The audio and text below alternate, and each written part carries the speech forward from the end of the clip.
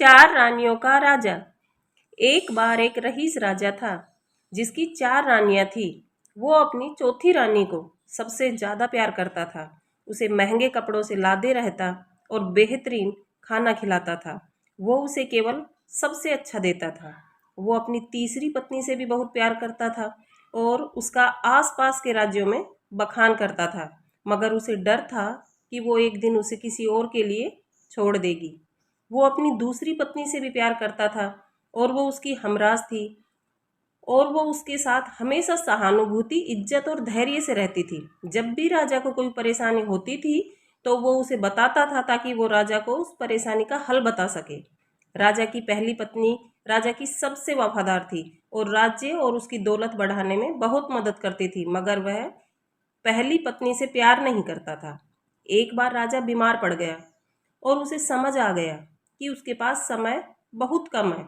इसीलिए उसने अपनी चौथी पत्नी से पूछा कि मैंने सबसे ज़्यादा प्यार तुमसे किया है और तुम्हें सबसे बेहतरीन चीज़ों से नवाजा है, तुम्हारा सबसे ज़्यादा ध्यान रखा है। अब जब मैं मरने जा रहा हूँ, क्या तुम मेरा साथ देने के लिए मेरे साथ चलोगी?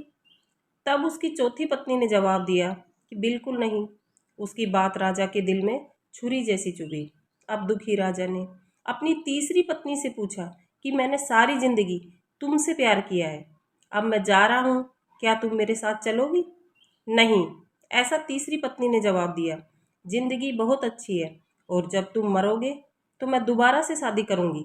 अब राजा का दिल बैठ गया और वो अब ठंडा पड़ गया था।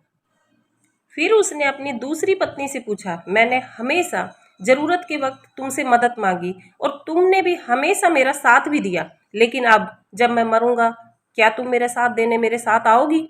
नहीं कर सकती। दूसरी पत्नी ने जवाब दिया, ज़्यादा से ज़्यादा मैं तुम्हें तुम्हारी कब्र तक छोड़ सकती हूँ। उसका जवाब बिजली की तरह राजा को लगा और वो बेहद दुखी हो गया।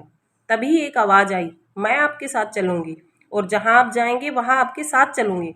राजा ने अपनी नज़र घुमाई तो उसकी पहली पत्नी खड़ी थी। वो बेहद कमज़ोर थी क्योंकि वो खाती नहीं थी।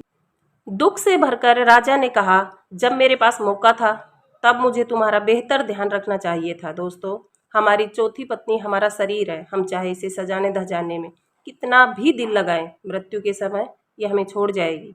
हमारी तीसरी पत्नी हमारी संपत्ति और दौलत है। जब हम मरते हैं ये औरों को मिल जाती है। हमारी दूसरी पत्नी हमारा परिवार और मित्रगण है, चाहे वो कितना ही हमारे साथ क्यों ना हो।